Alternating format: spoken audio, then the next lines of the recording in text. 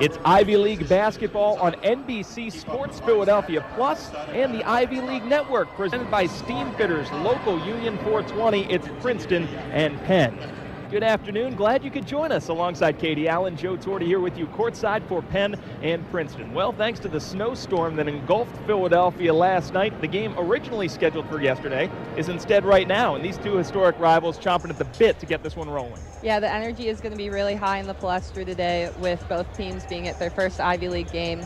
Penn's going to look to get back from losing to Princeton, them ending their season at the end of last year, and the game's going to be very up-paced, high-tempo, so it should be a very exciting game. Taking a look at the statistical matchup between these two schools, Penn scoring a ton, but it's keyed on their shooting for both of these teams. It's not rocket science. If they shoot the ball well, they win. If they shoot the ball poorly, they lose.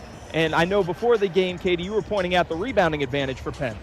Yeah, Penn has the rebounding advantage, they're averaging about 39 rebounds a game, with Princeton only averaging 30, but Princeton's edging them out on that field goal percentage. So we'll see if that takes any play today. These two schools incredibly familiar with each other. Obviously, anytime you're in the Ivy League, you're talking about historical matchups. This is meeting number 238. Foreman with his off right hand. How did that go in? A circus shot for Darnell Foreman. A near steal by Foreman. He's always dangerous that way. Abdullah gets blocked by Broder. Broder had 66 blocks a season ago. That was a program record, he said, as a freshman. How about that finish? And one with Kennedy, left all alone. 11:31 to go in the first half between Princeton and Penn, presented by Steamfitters Local Union 420. Take a look at how to stay connected with both of these teams on social media. And, of course, the Ivy League Network and NBC Sports Philadelphia. Glad if you're joining us there or, of course, on the Ivy League Network. With Katie Allen, Joe Torti courtside, Penn and Princeton. It is an historic rivalry. The Quakers with a 2-point advantage so far, and Ryan Betley stepping to the line. Sophomore guard trying to make it 3. Steve Donahue always finding those coaching moments in games, talking to Max Rothschild and Antonio Woods. Yeah, and that's sometimes the best ways to do it, when a player is on the bench and you kind of take the emotion out of it more. It's a really good teaching experience. It's good to see that he's doing it. Betley at the free throw line. And continues to show that pure stroke from the stripe. Betley already with 9 of Penn's first 14 points. Bell gets hand checked on the way in by Caleb Wood.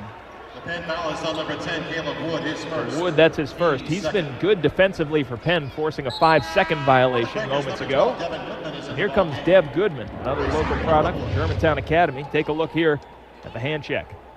Yeah, it's I wouldn't say new now, but the newer one-touch rule is, they do enforce it pretty heavily. It's definitely something the men have been getting used to and have done a pretty good job of getting used to. Traveling violation called on Kennedy, a little out of control. A.J. Broder on the help defense. Yeah, great defense so far by Penn, keeping their players in front of them, not over-helping when a player isn't in that scoring mode. I think that's sometimes where, when somebody's attacking you, over-help, then it leaves the wide-open 3, so they're doing a good job. Broder puts it on the floor and scores. That's what he was doing all season last year. He's turned into more of a passer and facilitator, but he can still do that. Yeah, and as a sophomore, you have to get used to everyone knowing who you are now. I mean, even though everyone at some point knew who he was last year, it's definitely different your sophomore year, so it's nice to see him finding the Kennedy shot off, but nice to see him finding his rhythm and growing his game. No question, he is at the absolute top of the scouting report, regardless of the fact that he's off his scoring average, just 10.4 points per game this year, but a lot of that attention is why. And if you're winning, I don't think he would mind too much. No, certainly not. Drop in scoring. Penn at 9-5, they've been doing a lot of winning, and there's a hand check on the way in. These freedom of movement rules being absolutely enforced. Yeah, the refs are definitely calling it close here. We'll see if they continue to keep calling it or if it gets a little looser as we go on. Goes against Alec Brennan, who heads to the bench. Brennan, fewer than 10 minutes per game in the last 5 games. Hasn't been able to get into the flow.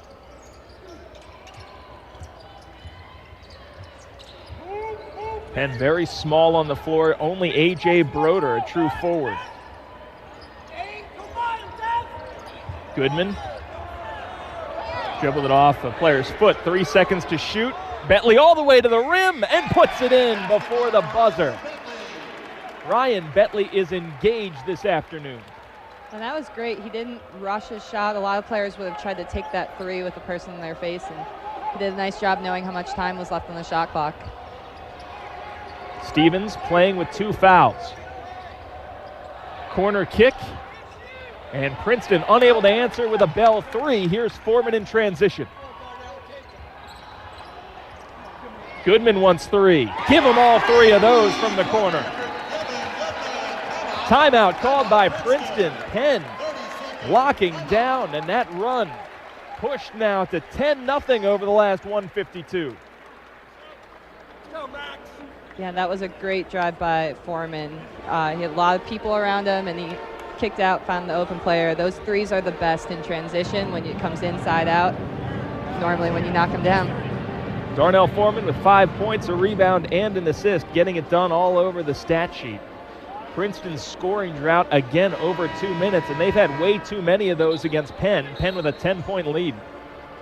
Yeah, the Princeton just hasn't been able to find their offense quite yet. They've had a few good open looks, like the last possession. Good luck, but they really got to get their key players going with Kennedy and Stevens. Mitch Henderson calling his first timeout. Ryan Bentley coming out of the gate red hot.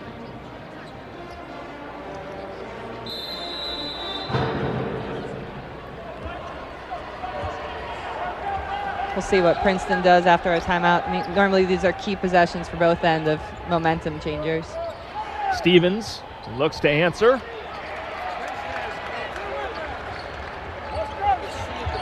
Foreman downshifts. And it's Bell with the rebound for the Tigers. Bell swoops, and it rolls in. The way that things have been going for Princeton, it looked like that one might fall out. But Bell gets it to go. Yeah, he's a tough player to guard. He really has a quick first step, and he's a lot of length for being that fast. Rothschild back into the game.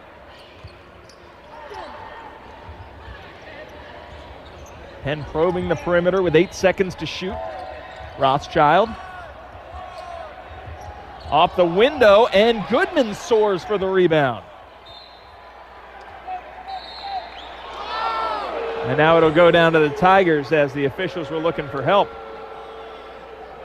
Yeah, that was a close one. The Palestra crowd thinks too close. Let's see the replay here. Could have gone off of Rothschild. Stevens can't buy a bucket this afternoon. Here comes Darnell Foreman. Yeah, he seems to be fading away more from the basket when he's driving in instead of going really hard at it. Good save there by Goodman. Goodman has seen his minutes reduced a little bit in the early portions of this season. Already has a 3 in this one. Foreman kicks it out. Goodman slams on the brakes. Giant killer won't go. Here comes Devin Kennedy. Best free throw shooter in the Ivy League a season ago, and now a foul call. Steve Donahue not happy with that one. And that sends us into a break. Steve Donahue looking for an explanation, but Princeton, so far the team looking for answers against Penn at the Palestra. That's a great take by Amir Bell.